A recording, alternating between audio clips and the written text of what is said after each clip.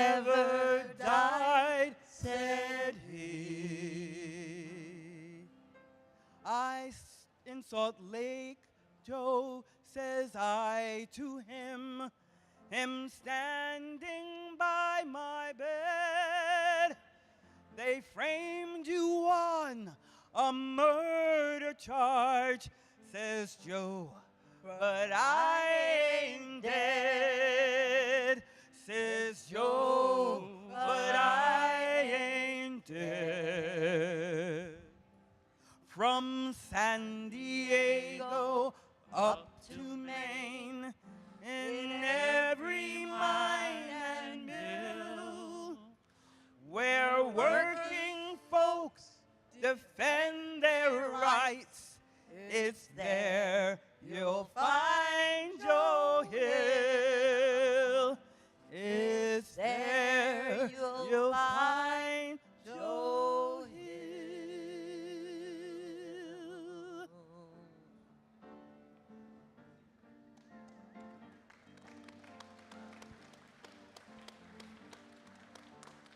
Come all you good workers, good news to you I'll tell of how the good old Union has come here to dwell. Sing it. Which side are you on? Oh, which side are you on? The people, oh, which side are you on? People, which side are you on? My daddy was a miner, and I'm a miner's daughter, and I'll stick with the Union, come hell or high water. Which side are you on?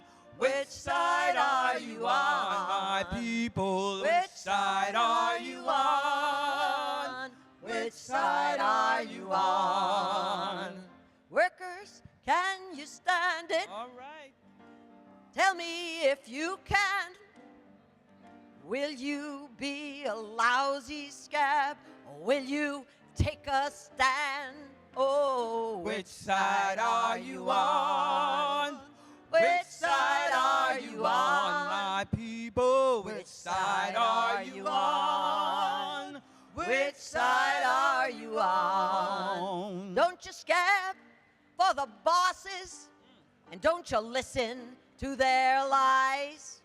Us poor folks would never have a chance unless we organize. Organize. Sing it. Which side are you on? Oh, which side are you on, my people? Which side are you on? Which side are you on? Which side are you? Which side are you on? Which side are you on? Which side are you on? Which side are you on?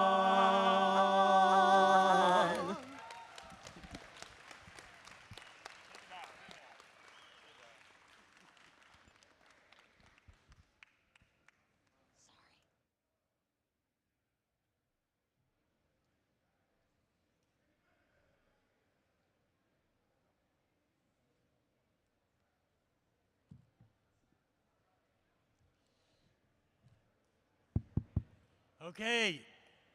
Hey, what a great way to start out the 100th birthday party of the People's World. Wasn't that great? And what perfect songs. Every time I think of those words, from San Diego up to Maine, where working folks are found, what I always add in my mind, that too is where the People's World has always been and continues to be found. And the other song, Which Side Are You On? Is it not clear what side the People's World is always on and has always been on since the days of the Daily Worker? Two great ways to start out our birthday party, two fantastic songs. Comrades, could we all be quiet so we could hear our editor of People's World? Thank you. All right. That's okay. People are excited. It's a birthday party, I know. You know, I first walked into the People's World office, People's Daily World, at the time when I was 19 years old. I could hardly imagine then that the day would come that I would be so proud to stand in front of a convention of the Communist Party USA, full of all of you wonderful comrades, and addressing you as editor of that fabulous newspaper. The first front page of the first issue of our predecessor, the Daily Worker, said very clearly, that was 100 years ago, the following: big business interests, bankers, merchant princes, landlords, and other practitioners and profiteers should fear us.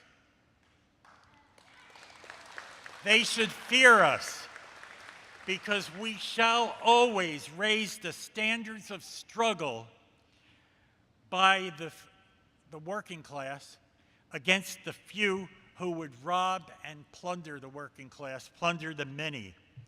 You know, we've gone through a whole lot of different nameplates and a whole lot of mastheads in these 100 years.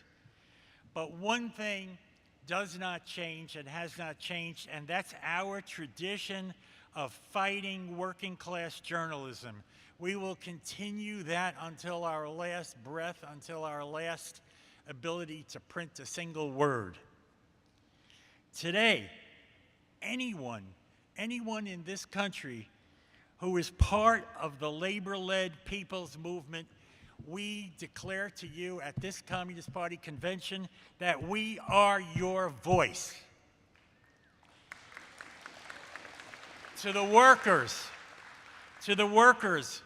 of this country, we declare at this convention of the CPUSA, we are your voice.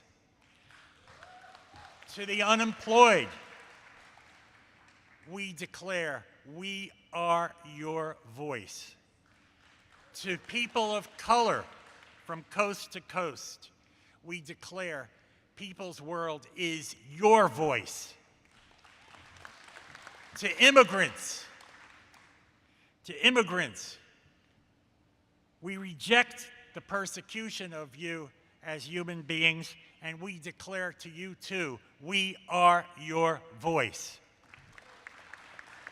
To the youth who are so greatly represented here at this convention, we declare we are your voice. And to the seniors, we declare the same thing, we are your voice.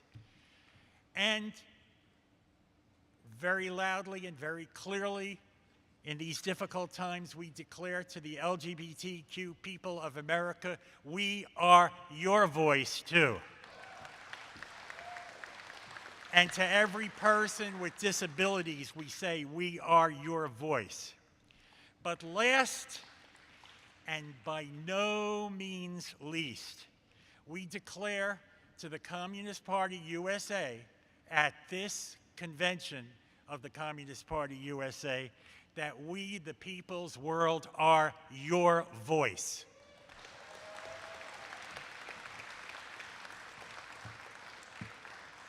And we're going to continue to be your voice, and continue to be your voice of all the people we mentioned, until the day comes when socialism shines like sunshine from coast to coast over this great land of ours.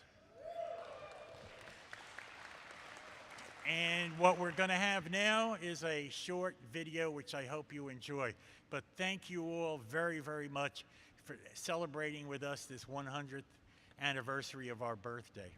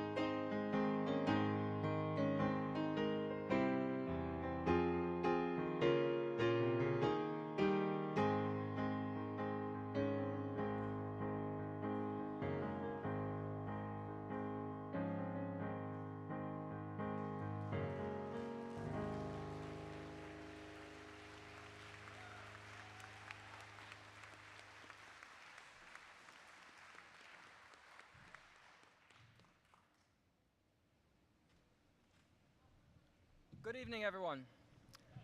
I'm CJ Atkins, and I'm very proud to serve as the managing editor of your paper, People's World.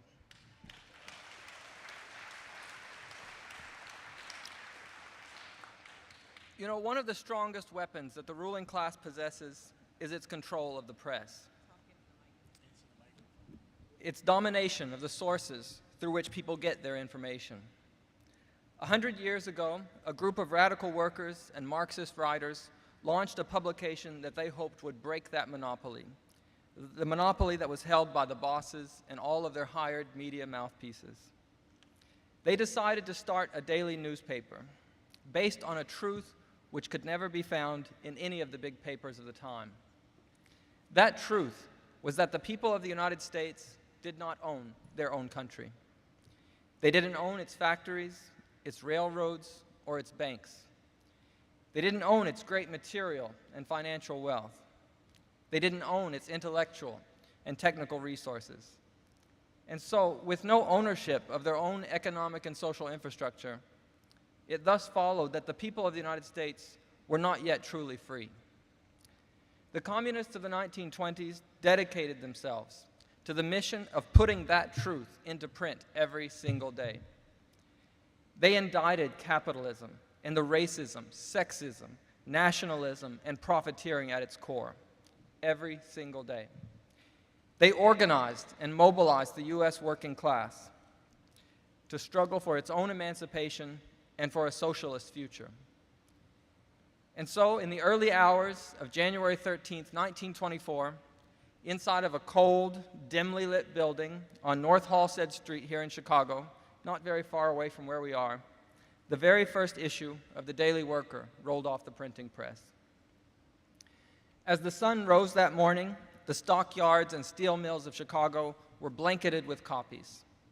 By the afternoon, dedicated distributors had fanned out across the industrial centers of the Midwest and the Great Lakes states, putting papers into the hands of workers who were ending their shifts in cities like Gary, Cleveland, and Detroit. By evening, stacks of papers had reached the East Coast cities like New York, Philadelphia, and Washington, D.C., where workers were packed into mass meetings hoping to get their hands on the first issue that they had heard was coming. Within a day, trains had carried bundles all the way to the West Coast ports of San Francisco, Los Angeles, and Seattle. Now, there had been other labor and socialist papers before the Daily Worker, but few of them could claim its reach, and none of them matched its level of ideological clarity. Charles Ruthenberg of Ohio, the famed labor leader, anti-war activist, and founder of the Communist Party, he had said 5 years earlier, "There will never be any hope for us workers unless we can build up newspapers that are pledged to our interests. Newspapers which will present the truth about the workers' cause and offset the lies of the capitalist press." Well, for the next 10 decades, the Daily Worker and all of its successors have endeavored to be that hope. It was the voice of unemployed workers and destitute farmers during the Great Depression, pushing for a New Deal and the overhaul of capitalism. Together with the African American press, it was one of the few outlets in the country that was condemning Jim Crow racism and the lynch mobs of the Old South. It was a tool for the organizers who unionized steel, auto, and the other major industries and founded the CIO in the 1930s. Women writers and black journalists who were shut out of careers at most of the major newspapers, they found a home at the Daily Worker and became some of its most prolific authors in that period.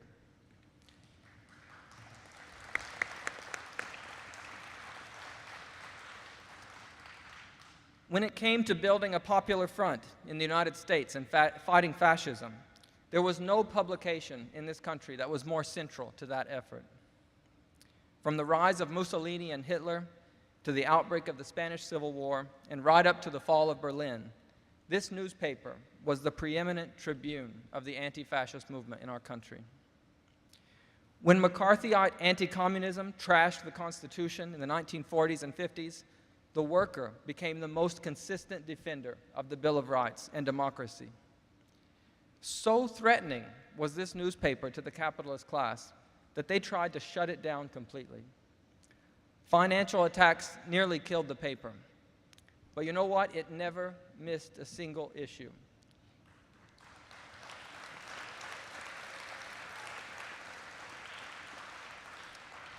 Even when the Treasury Department and the FBI seized our editorial offices, smashed up the typewriters in the printing press, the next morning, the Daily Worker was on the streets. Never missed an issue. Even in the Red Scare, it wouldn't be silenced. In the coming years, as John Wojcik said, the paper went through a number of different names and mastheads, but that tradition of fighting journalism endured. When the nuclear arms race threatened to destroy humanity's existence, it was an unassailable advocate of peace and détente with the Soviet Union. During the Civil Rights Revolution, it was a rostrum for the black freedom struggle. And as an anti-imperialist upsurge against the US war in Vietnam spread across the country in the 60s and 70s, the Daily World's pages were filled with the latest analysis and the details of how you could get active. When Reagan and big business launched their assault on labor in the 1980s, the West Coast People's World newspaper and the East Coast Daily World joined forces to become the People's Daily World, a nationwide platform for the resistance movements. And while capitalists were celebrating their supposed victory over socialism at the end of the Cold War and pushing the narrative that there was no alternative, People's Weekly World continued to tell the truth that there was a future beyond capitalism. In the wake of 9/11, with the onset of the War on Terror, the growth of the Internet revolution, the new online peoplesworld.org appeared and revived the tradition of daily Marxist journalism. Throughout the Great Recession, the struggle to save democracy from Trump and the far right, the COVID-19 pandemic, and the Black Lives Matter uprising, this website was a refuge for progressive and working class news. And now, with the war in Gaza, the looming danger of a fascist revival, and the resurgent labor and peace movements, it's still the place to go for the news and the views that you need to understand the world and to change it. And of course, as it always has been, it remains the home for Marxist analysis developed by the Communist Party. Those are the things that make People's World unique and indispensable. But the People's World, like the Daily Worker before it, is just a lone independent swimmer going against the tide of media monopoly.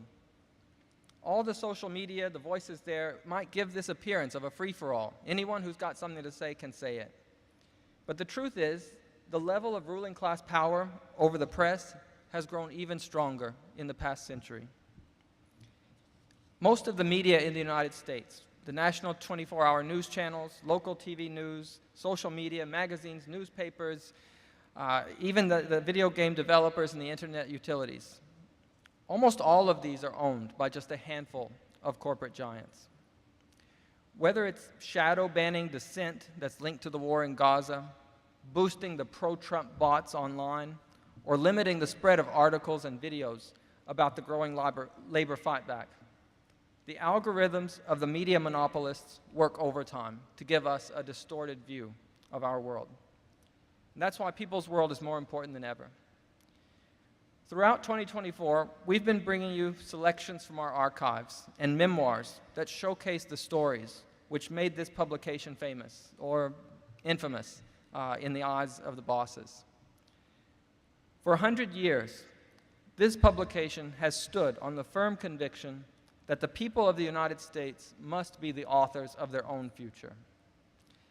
And it has confidently clung to the belief that if our people get organized and they can fight to democratize not just US politics, but also the economy, they will eventually choose to leave behind the capitalist ruling class and chart a path toward a socialist system. For every one of these 100 years, this publication has been supported by the nickels, dimes, and dollars of working people, by readers just like all of you. It is only because of them, because of you, that this publication has survived and thrived. And ensuring that those contributions are managed wisely is the responsibility and the honor of those of us who are lucky enough to serve and produce People's World every day. The working class are our only constituents. We're not beholden to corporate cash or to the dictates of the employing class. So to all who have read, written for, donated, distributed, and otherwise supported People's World for the past century, we say thank you.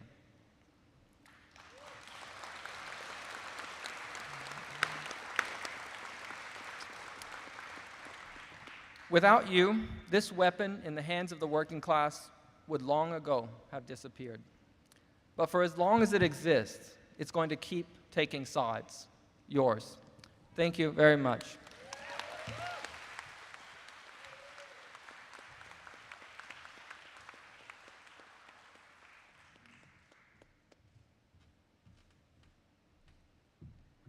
Good evening, comrades. You know, you think about 100 years of this newspaper with all of what CJ just told us about the different battles and the different attempts to shut it down. What do you think made it continue? It built a community around itself. That's what protected it. That's what kept it going. And that's what, at any level, when you're organizing any kind of thing, you want to be able to build a community around yourself. You want to build a community, continue to build this community around the Communist Party and around the newspaper. It's really a great moment in time that we are experiencing, celebrating 100 years of a left party, a left newspaper in the belly of the beast. Think about it, it's really amazing. And it is really something to celebrate and something to be really proud of and something to keep going, to make the commitment today to keep it going for another 100 years, to give of yourself the way comrades did 100 years ago and throughout the 100 years of writing for it. I remember I read the story about Art Shields. He was a writer for the paper, and about how he would drive around, right, on his car, sleep in his car to go get a story about the miners, about any kind of worker struggle. That's the kind of commitment that people gave up to the paper. And that's the kind of commitment that we have to make for the paper as well. And I wanted to kind of just share a little bit of my experiences with the paper. When I joined the party back in 1970 something or other, that was the first thing, you know, it's like the paper. You know, you got to pass out the paper.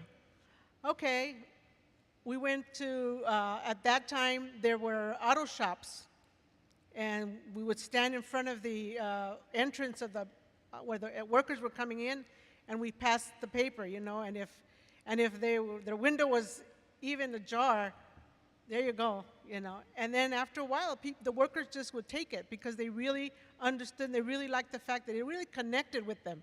It connected with their struggle. It talked about the workers and what they were feeling. We'd drop them off at laundromats.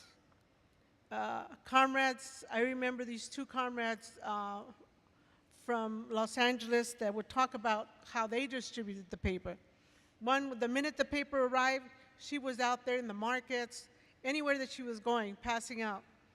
Another comrade, anytime she would have a doctor's appointment, she'd take her bundle and pass it out in the clinics, pass it on the bus on her way to the doctor's appointment. And I always admired them because they weren't afraid to just pass it out. They were just, no, they were very committed and understood the importance of the paper and the workers and the struggles that was covering it, and how it really would connect with the workers on that bus or the workers that were waiting to see the doctor. So, you know, we'd also pass it out at demonstrations. Anytime there was a demonstration, we'd all have our little bundle to pass out. And yes, I have to admit, some of them were left in the trunk of my car. Nothing was perfect. But then entered the internet. You know, the internet started, and we said, okay, we've got to go online and pass the paper. How do we pass the paper at that point, right? Well, comrades in Connecticut came up with a really great idea. let's do a PDF of it. And they pass out their paper all the time using a printed version as well. But the rest of us, I should say, I'm just speaking for myself, I don't want to assume everybody.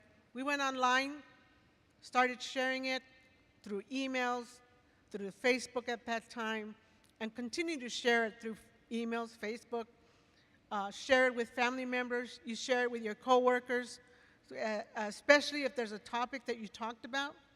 Here you go, look, this is covered here.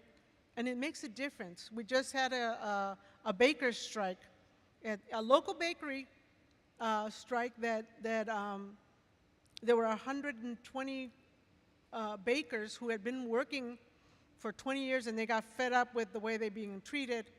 And so articles were written about it, and they were shared with the workers. And it makes a difference when you see something that was published about your struggle. It really boosts it gives you energy, it gives you added life to keep going, because somebody cares. If somebody showed that, that they care about your struggle and they care about what you're doing.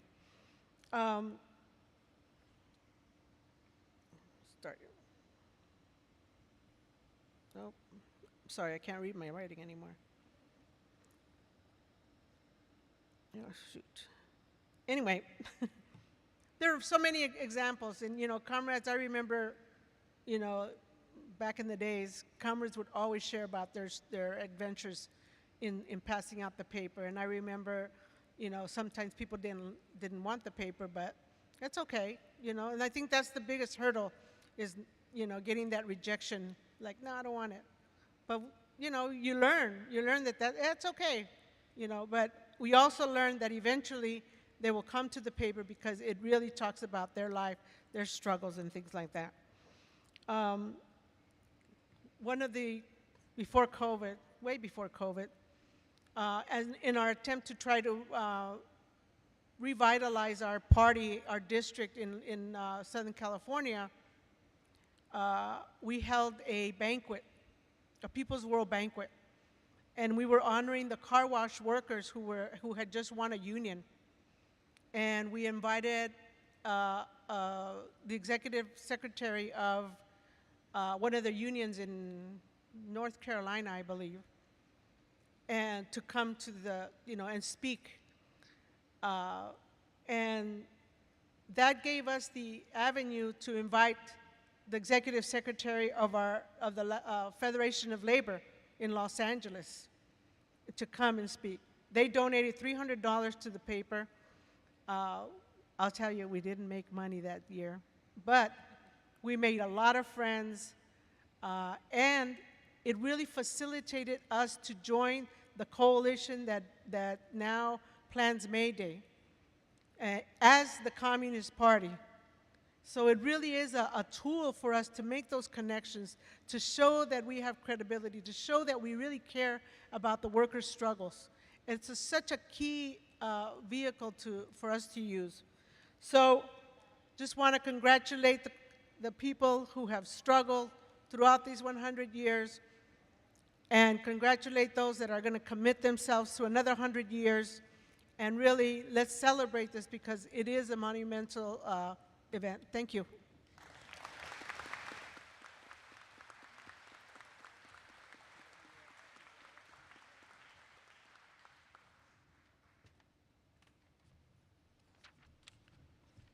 Hello, comrades, again.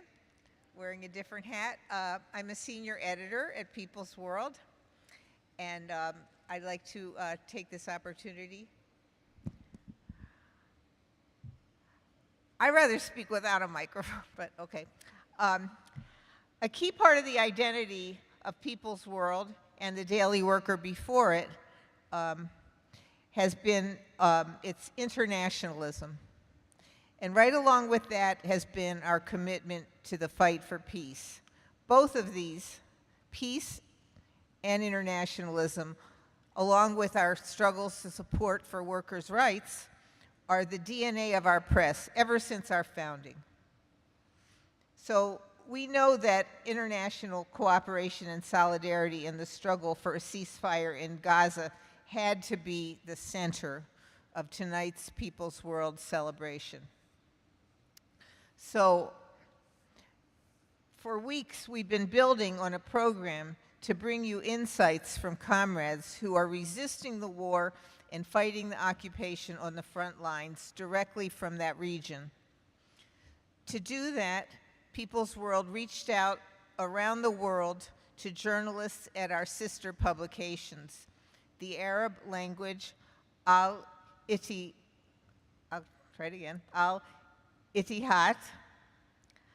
which means the Union, and the Hebrew language, Haderach. These two newspapers are staffed by Marxists, by communists. Now, can you imagine under the difficult and repressive conditions that these folks are working under right now? They are up against the Netanyahu government and the IDF onslaught in the middle of war conditions. Those are the conditions they work in. So tonight we have some bad news and some good news. So at first it looked promising early on, but at the last minute, the comrades from Al-Ittihad were unfortunately found that they were not able to travel here to be with us this evening. Efforts were made to arrange a speaker via video and even up to the last minute just this afternoon, but also sadly that didn't work out despite the best efforts of comrades on both sides of the planet. But the good news is we do have a speaker from Haderach, Comrade Asaf Tadgam, and we will be bringing him to the mic shortly. But first, I'd like to say just a few words about Al-Ittihad. You've probably seen several of their articles reprinted in People's World these last few months, and you're certainly going to be seeing more. This newspaper was founded way back in 1944. It was originally the official press of the National Liberation League in Palestine, then the Arab Workers' Congress, later the Communist Party, and it now operates in close cooperation with the Democratic Front for Peace and Equality. From its establishment, this newspaper was part of the struggle for peace among all peoples in Israel and Palestine, to end the occupation and to win socialism. In the West Bank and in Gaza over the decades, it happened frequently that young people were dragged into court by the police for distributing copies of Al-Ittihad in the occupied territories. And today, it's the largest circulation Arab language Marxist publication in the Middle East. Asaf works closely with the comrades at Al-Ittihad, and he's going to have more to say about them in his remarks. So even though those journalists couldn't be here with us in person, they're certainly here with us in our hearts. And they wanted everyone to know how much they appreciated the invitation and how much they regretted that they weren't able to be with us this evening.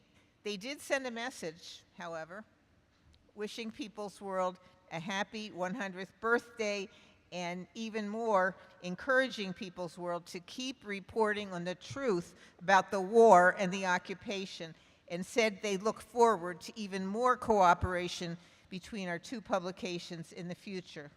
So, comrades, let's give a round of applause and even more a profound pledge of solidarity for our colleagues and comrades, the brave journalists.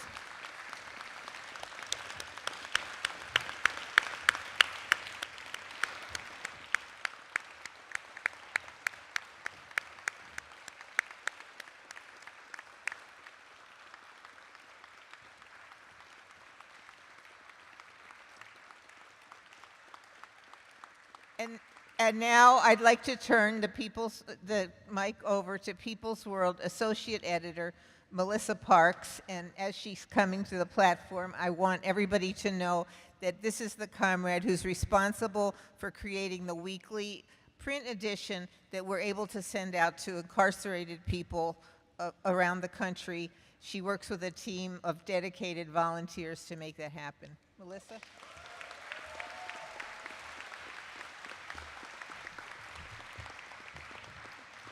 Good evening, comrades. As Bobby said, I'm Melissa Parks, and I'm an associate editor with People's World. People's World is very pleased to host Asaf Talgam as one of our guests of honor at tonight's celebration. He's flown in from Tel Aviv to be with us here for People's World's 100th birthday. Asaf is the managing editor of Zohadrik, the Hebrew language weekly newspaper of the Communist Party of Israel, a fraternal publication of People's World. You've probably seen several Zohadrik articles in our pages in recent months as the war against Gaza has raged. Zohadrik is published alongside the Arabic language newspaper Al-Ittihad. Asaf is a member of Communist Party known by its acronym MAKI, and he's also a leader in the Democratic Front for Peace and Equality, or Hadash. Recently, he served as secretary of Hadash, student organization at Tel Aviv University. Now he works to expose the war policies of the Netanyahu government and provides news and analysis of the peace and ceasefire movement as a journalist. Please welcome Asaf Talgam.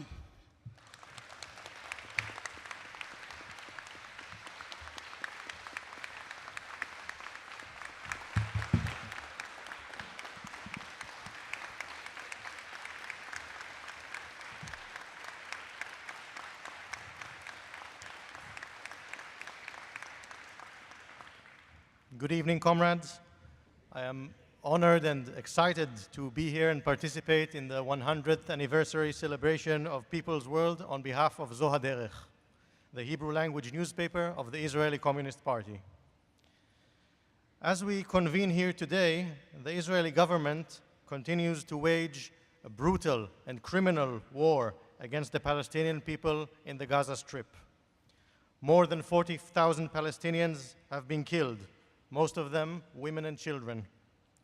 Hundreds of thousands have been injured or maimed, and almost 2 million uprooted and displaced to refugee camps, some of them for the second time in their lives. Much of the Gaza Strip lies in ruins, as the occupying forces have demolished entire towns and neighborhoods, as well as hospitals, schools, public buildings, and basic infrastructure. While this terrible situation is known to many around the world, almost none of it appears in mainstream Israeli media. Since the beginning of the war, all major media outlets in Israel, including all Hebrew language television and radio stations, and almost all newspapers, have completely ignored the atrocities perpetrated by the Israeli military in Gaza.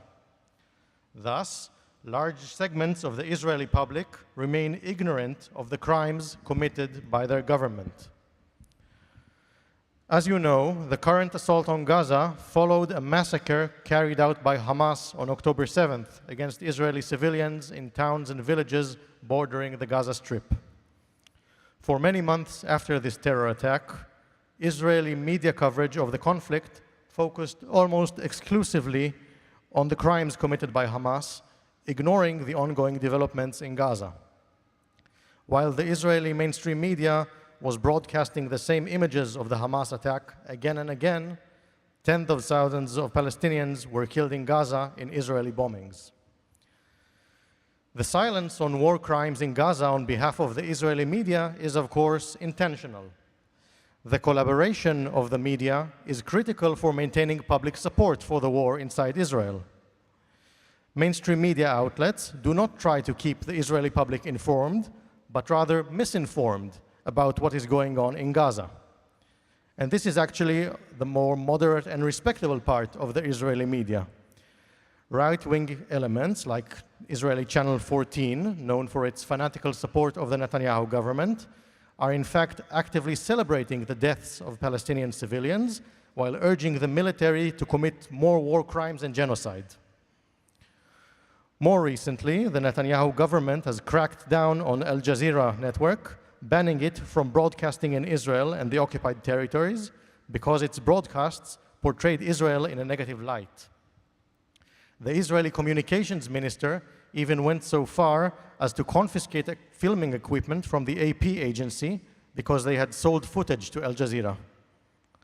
The equipment was later returned, as following the international backlash, the government realized it had gone one step too far this time.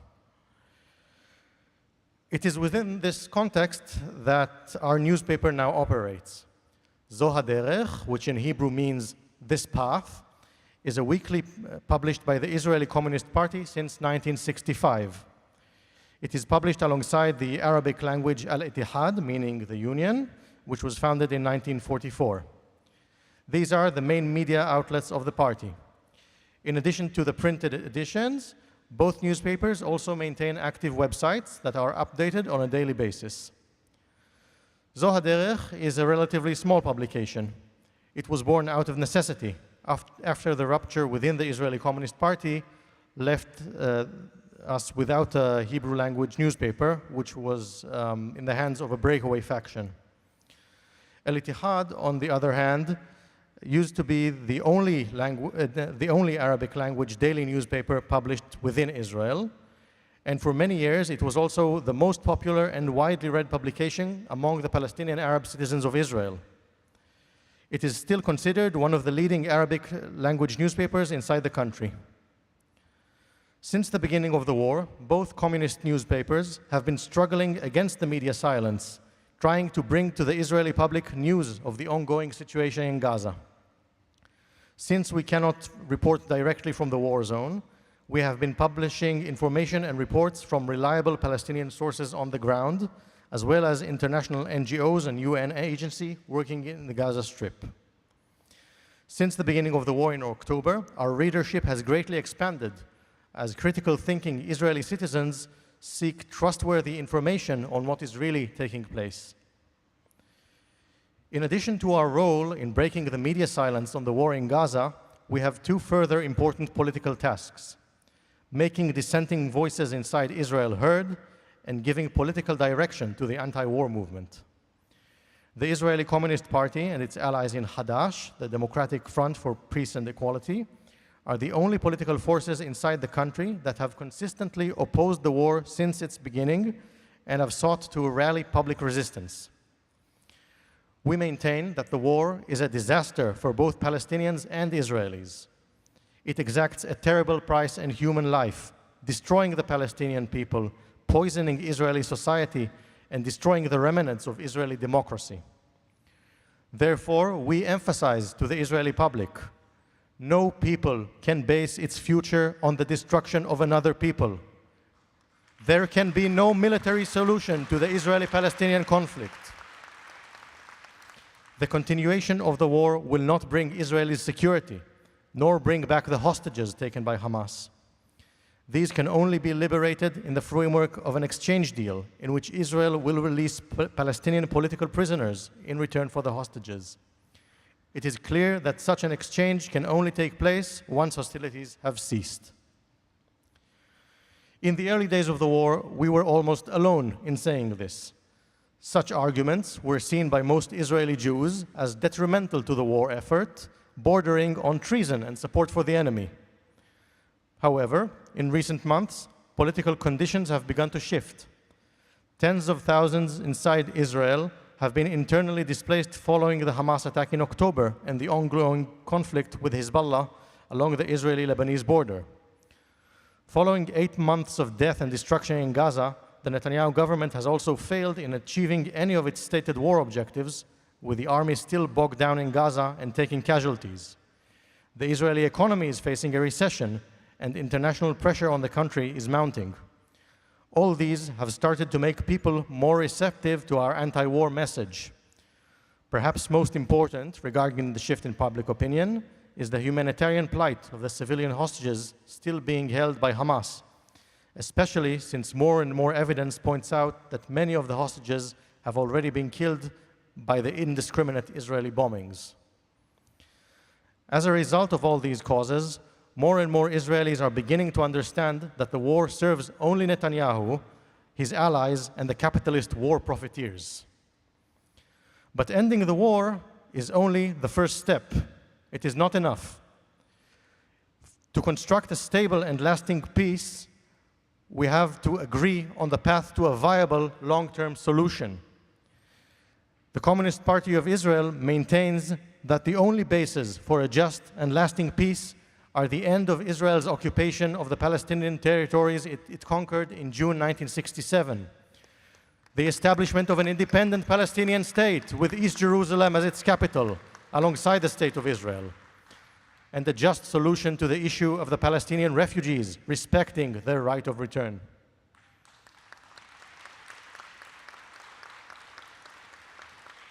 Zo HaDerech and Al-Ittihad carry this message. As communists, it is our political role not only to protest and fight injustice, but to guide the way to change. The inhumane war of destruction waged against the Palestinian people in Gaza is our most urgent political concern, but it is far from being the only one. In the occupied West Bank, Israeli settler violence against Palestinian villagers has reached unprecedented levels. Well-armed and organized settler gangs have been attacking Palestinian villages and shepherding communities, burning, looting, and destroying property, often injuring or even killing Palestinians who stand in their way. Soldiers usually accompany these attacks, serving as armed escorts and standing idly by as the settlers commit their crimes. Our newspapers are among the only ones in Israel to report on these attacks, relying on the testimonies of local Palestinian communities, as well as on comrades who stay with these communities and try to protect them. Inside Israel, too, political struggles abound. In recent years, and particularly since the re-election of Netanyahu in 2022, Israel has undergone severe democratic backsliding. Netanyahu, facing several corruption charges, is set on dismantling legal checks and balances on his power. Before the war, the efforts of the Netanyahu government were concentrated on a judicial reform intended to nullify the authority of the Supreme Court.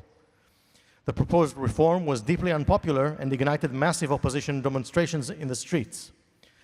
The government was forced to withdraw, but the war has provided with a suitable cover under which to continue these attempts at regime change. With the media attention concentrated on the war and the hostages and the general atmosphere of crisis, the government faces less criticism and opposition in its attempts to enact these authoritarian policies. One of the more dangerous developments in this context is the politicization of the Israeli police under the influence of the far-right minister, Ben Gvir. In recent months, the police plays an increasingly active part in political repression, serving the interests of the fascist minister. This includes the use of violence to break up demonstrations, police raids against the headquarters of the Israeli Communist Party, political intimidation arrests against party members and members of the YCL, and the forcing of Arab Bedouin citizens off their lands in the Negev desert and the destruction of their homes. This problem runs deeper than the appointment of a racist and religious fanatic as minister by Netanyahu. It is deeply troubling that many within the ranks of the police openly identify with the minister's violent and repressive agenda. This is a result of the poisoning of Israeli society by decades of occupation in the Palestinian territories, as well as the discrimination and fueling of nationalist hatred towards Arab citizens of Israel. Economically, the war constitutes a heavy burden on the Israeli economy. As always, under capitalism, the first to pay the price are the workers and the poor. In order to finance the war, the government has cut social spending across the board. Price hikes have also become frequent as trade has decreased and many businesses engage in war profiteering.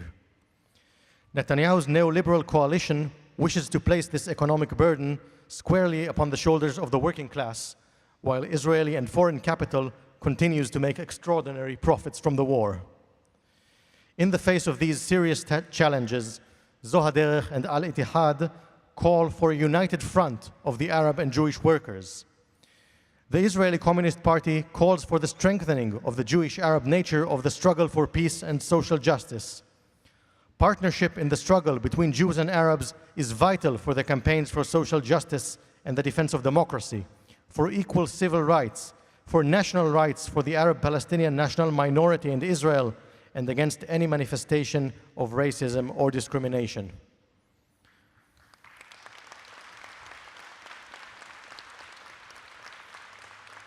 On the international level, we wish to strengthen all peace-minded people around the world who are involved in the struggle against Israeli aggression and occupation. We salute those who act in solidarity with the Palestinian people and peace forces inside Israel.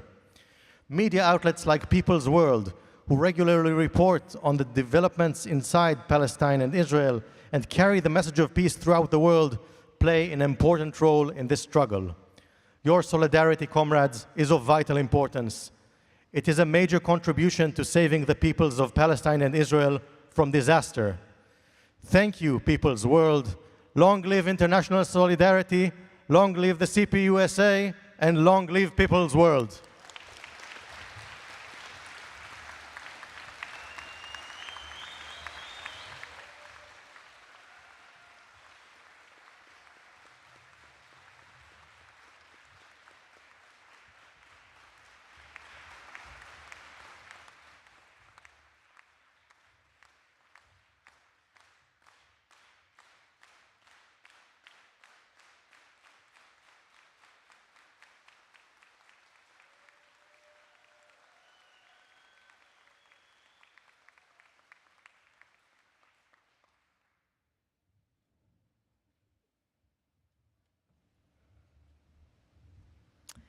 Hi, everyone. Well, my name is Laura, and you probably have seen me over there, smiling because I'm trying to get you to come to the table. And a part of that is my charge as the Sustainer Program Coordinator is to help, keep People's World going, and essentially try to promote it in a sustainable way. Because, 100 years, to me, is sustainability.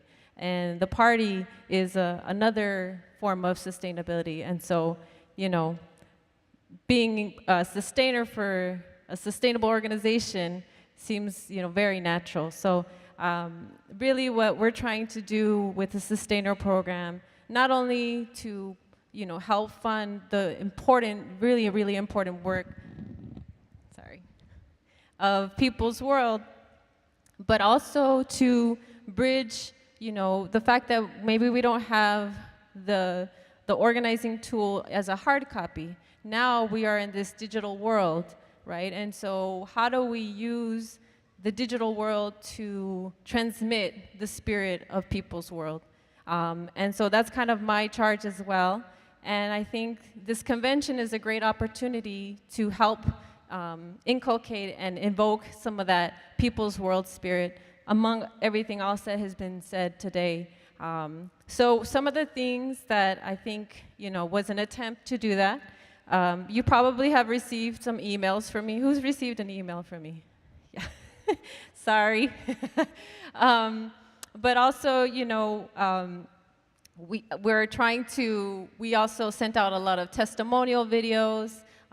We also have a couple of new items that we are trying to not just sell, but to give as part of a thank you for supporting People's World. So, for instance, I think you might have seen this poster, this commemorative poster, and has a couple of, really important images of People's World past.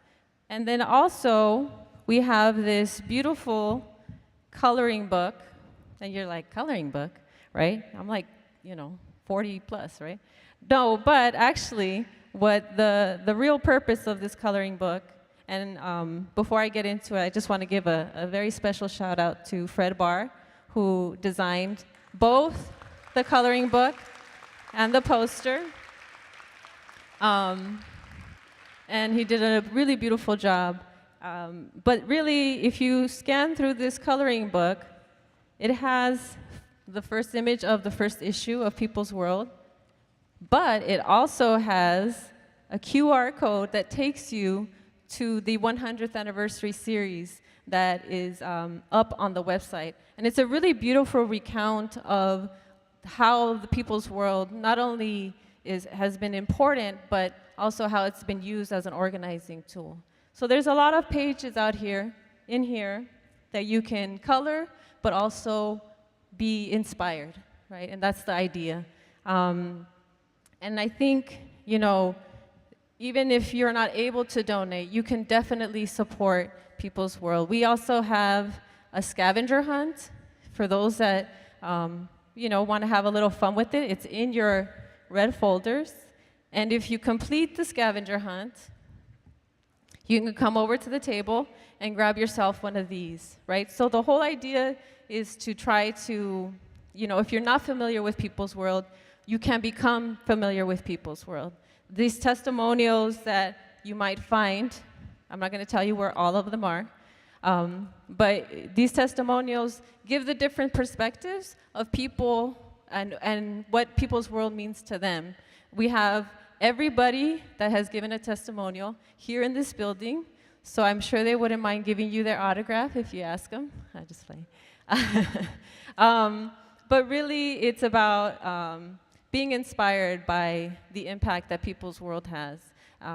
We also would love to have more testimonials from people that use People's World. Some of the people in the testimonials talk about how they use it as organizing tools for grocery workers or on campus or in their neighborhoods. So really, the whole point is to be inspired and to know that you can support People's World in multiple ways. Of course, money would be great, but also your support in promoting People's World, in describing the impact of People's World has had on you is also extremely important. So please come visit me. I won't bite.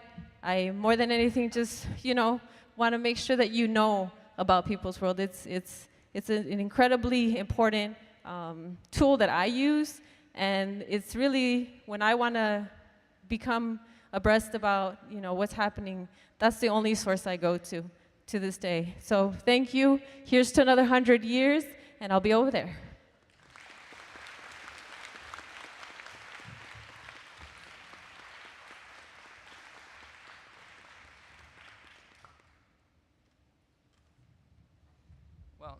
Laura was very good about giving credit to Fred for the wonderful artwork and design, but she did not give herself credit for having these ideas and really taking the initiative to revitalize and ramp up the People's World Sustainer program. So thank you.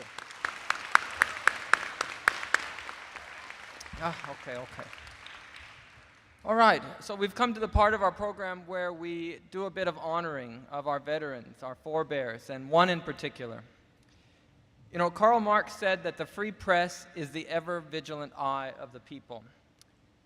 Well, for a century, our paper has worked hard to meet that challenge, and one of our most vigilant of vigilant eyes has been Tim Wheeler, the retired editor-in-chief of People's Weekly World.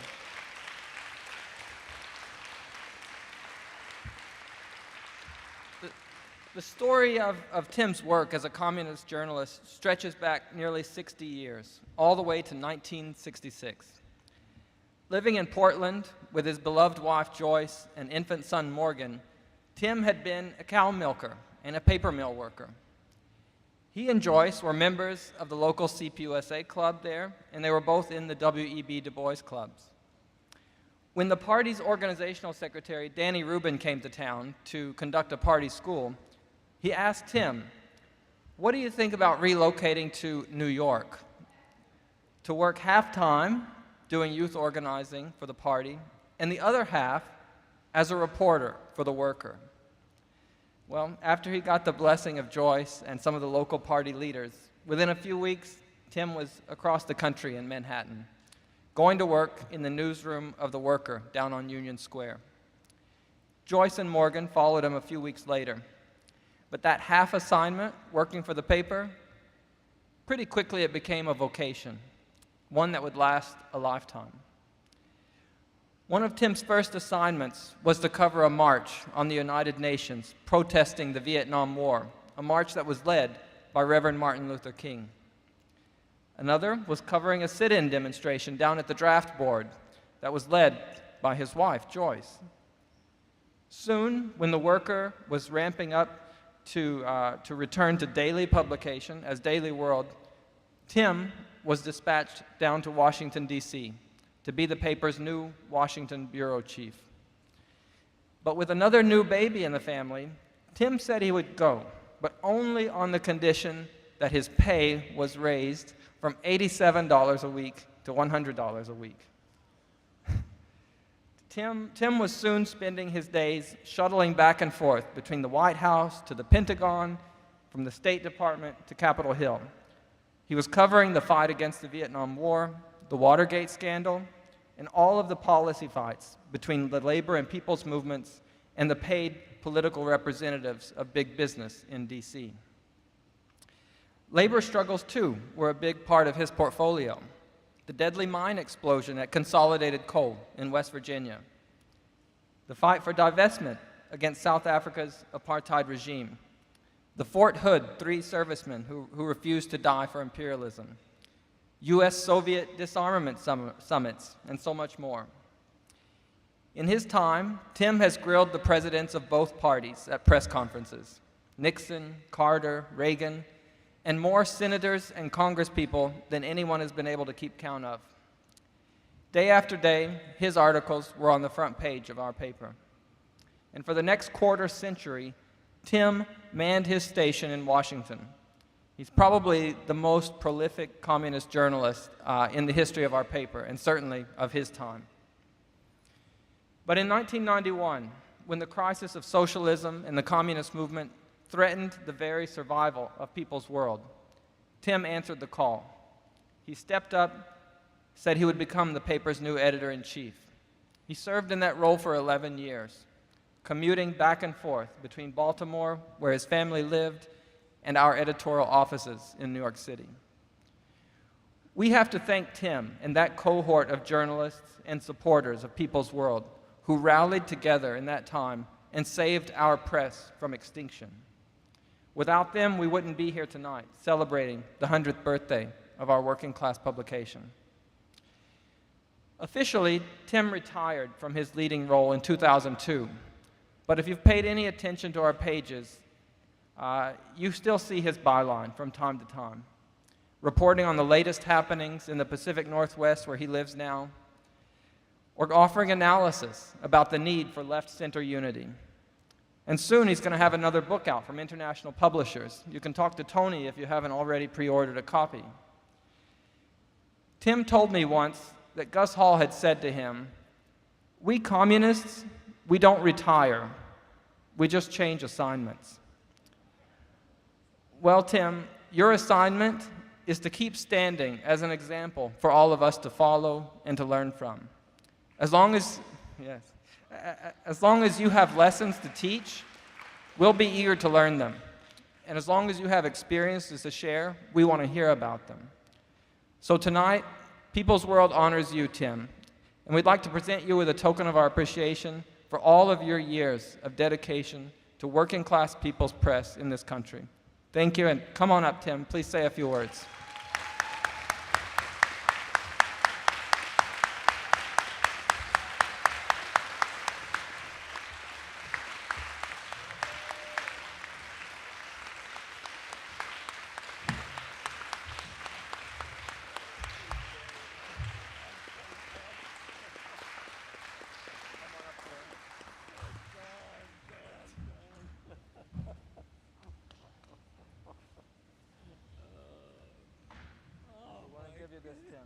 Oh my God, thank you. Let's step up here and say a few words.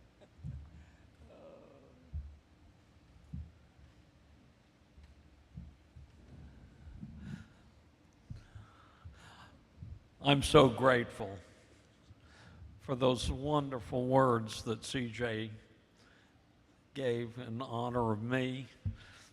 And, you know,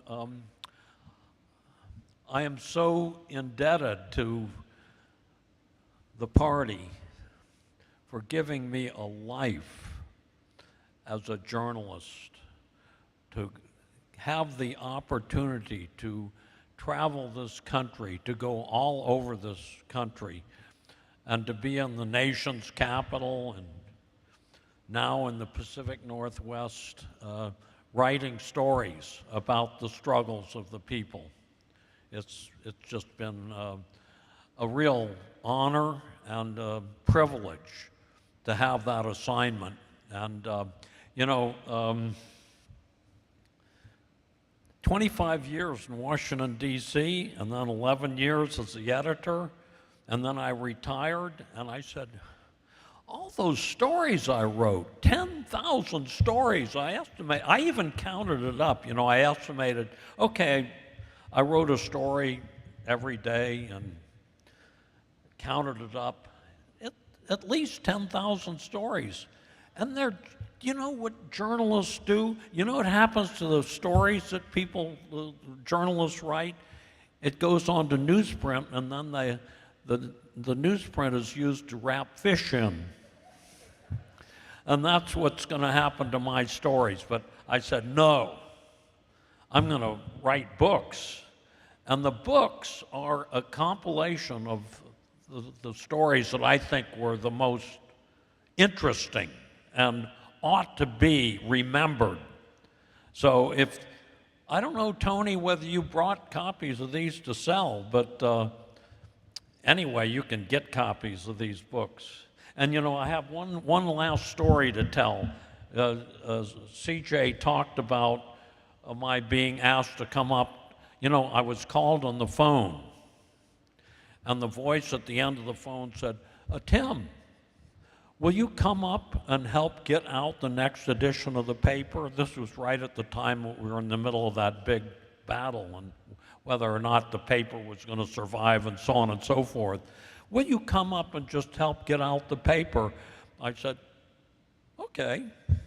So I got on the train and went up to New York, and I went to the front door of the party office, and the elevator operator, Frank Novich, greeted me, and he said, oh, Tim, you're here. They're waiting for you. So I got on the elevator and I went up to the 8th floor and I walked off the elevator, and here was this committee waiting for me. All of these top party leaders. And what I noticed, starting with Jarvis Tyner and then others, they were all about a foot taller than I am. And we were in a circle. And Jarvis says, well, I think we ought to, the staff should be gotten together and discuss getting out the next edition of the paper. And there was a dead silence, all these people. And I said, kind of timidly, I said, who should call the staff together? You should. And that was the beginning of my 11 years as editor of the paper. And here we have John. Do you know what John was? He was a meat cutter, a union meat cutter. And he became the editor of the paper. And thanks to John, we have very close ties with a lot of unions in the AFL-CIO. And that is the kind of leadership that we've got from John and CJ and Chauncey and John and Melissa. Melissa sent me a letter. You probably got the same letter asking for donations to help send the weekly to the people in the prisons. Yes, Melissa, thank you for that. That's wonderful. Anyway, it's been a wonderful life, and thank you for all you've done. Just one quick little thing I have to say about Tim. He hardly ever took a vacation, but I thought it was one of the biggest honors of my life when he did take a vacation. Those same party leaders he talked about came up to me and said, you got to go down there and fill in for him while he's on vacation. So I went down there. The National Press Office, everybody met every morning. The New York Times, the Washington Post, the Daily News, UPI, AP, everybody met every morning at the National Press Office. So they didn't know who I was, this strange guy. And the word passed around that I was the person from the Communist Party newspaper. Well, one after another, starting with AP, who was a famous, correspondent, they came up to me and said, we heard you're here from the Communist Party. What happened to Tim Wheeler? He was only gone for one day. Every single one of them wanted to know, where's Tim Wheeler? You can imagine how I felt, like, what am I, burnt up. But anyway, when they found out he was only on vacation, then they were fine. But it amazed me that every single reporter from all these newspapers knew who he was and respected him. It was a great honor to even just fill in for him. So, okay. Thank you, John. I could keep you here all night telling stories, including about that. But anyway, look at that. Thank you, comrades. You're very dear. You know, you're the most dear people. You're in the struggle, and you're not going to give up. We're not going to give up. We're going to keep this paper going. You know what? You know, I pledged $1,000 for the fund drive, and I was just, yeah, $100 a month. If you can't afford to give it all at once, give it piecemeal. You're paying your bills. Just consider it the most important bill to pay is that $100 a month. Thank you.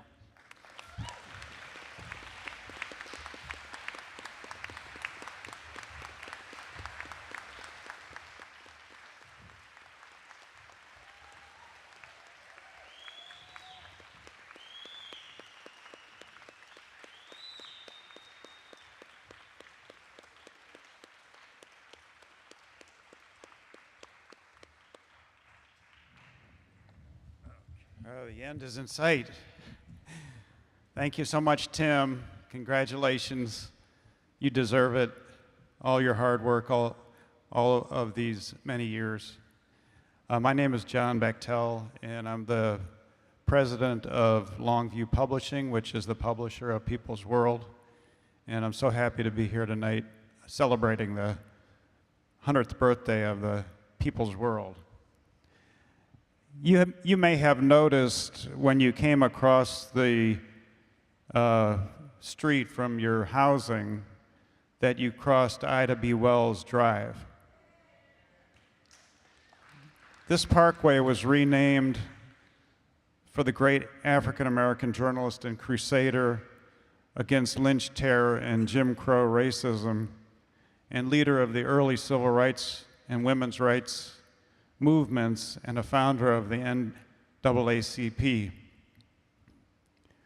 Through her newspaper and articles and pamphlets, she was a sterling example of the revolutionary democratic media that courses through our nation's entire history, intertwined with the mass social justice movements.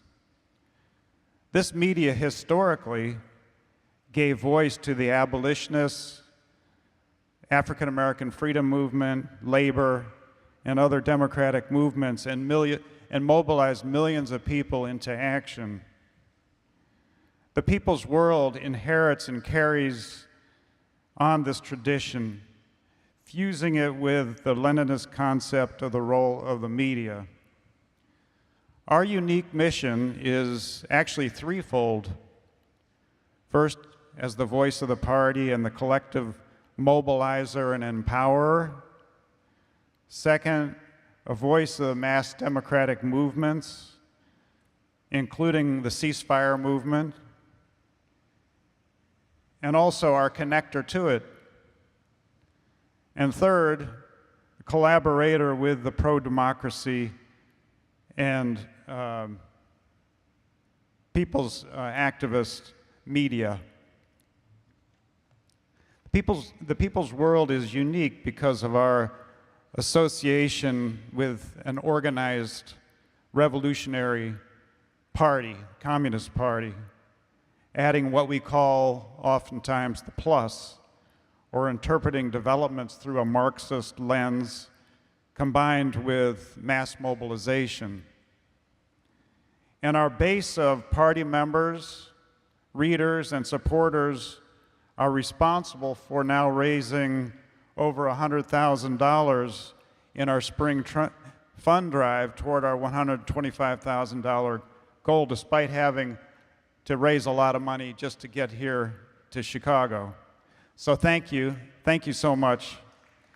You are awesome.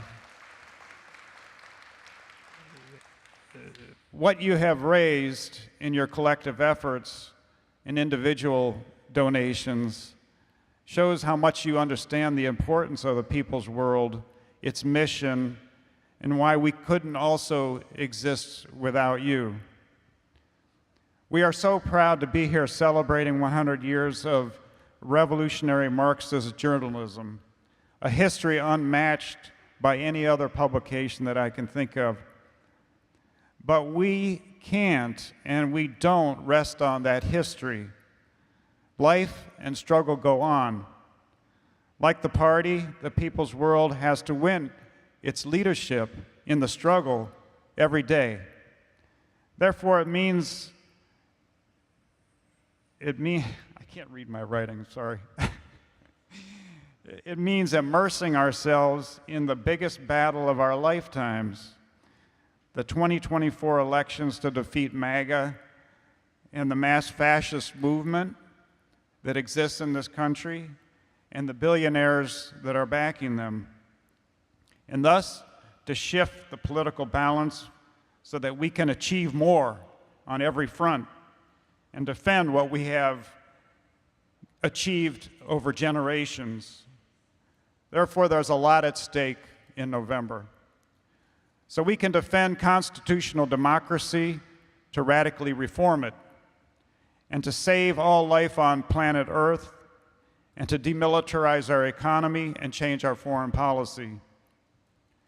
How we respond to this moment will determine whether the People's World's leadership, stature, and influence grows with our allies or becomes marginalized.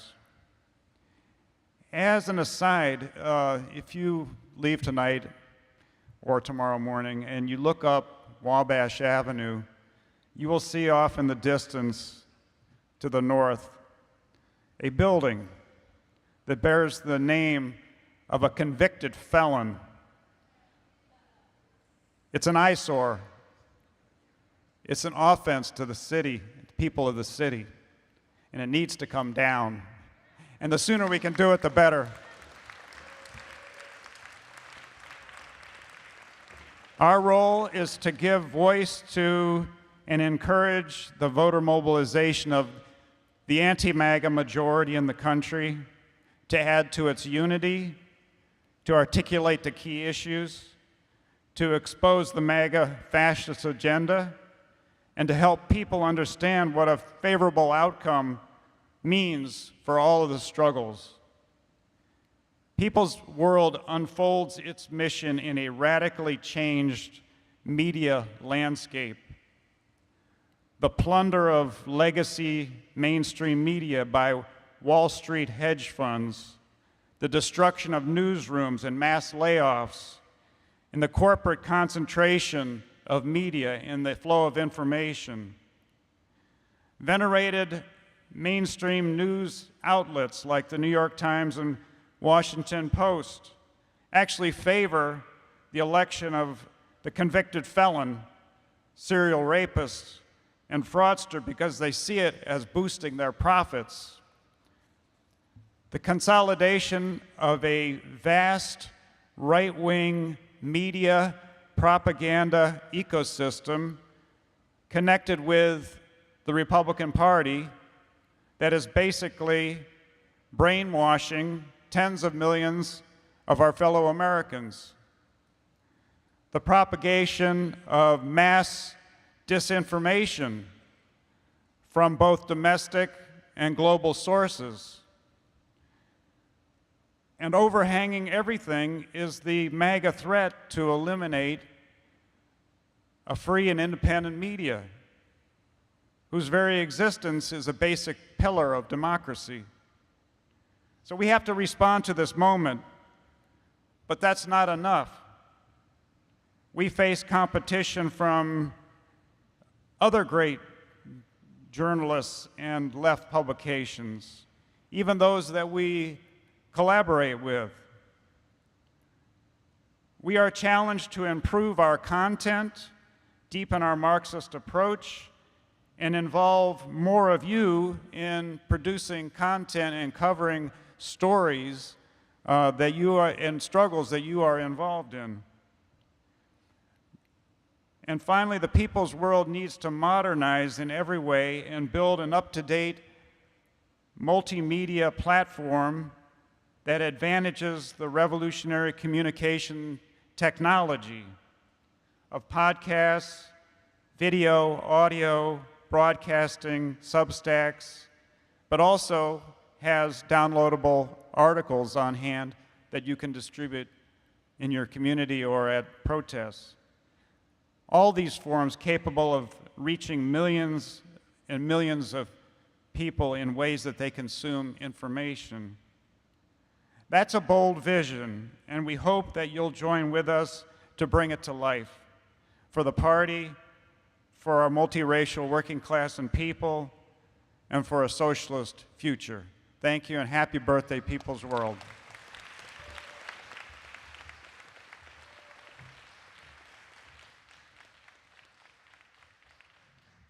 All right, that brings us to the end of the agenda, and we want to say thank all of you for coming back here, and thank you also to, I think the last count was 503 people who were watching online, spending their Friday night with us right now as well. We thank them. So to close us out, we have one more performance from Ben and the very talented artists of the People's Music Network. So thanks, and go ahead. Let's get the mics on. And let's introduce everyone. We got Lindsay Wilson over here. Lucy Murphy. Judy Gorman. And we're just so glad that that they could come out. So we're going to close out with Solidarity Forever. And you all better know this one. So send the packet, stand up on the chorus, whatever you feel. So.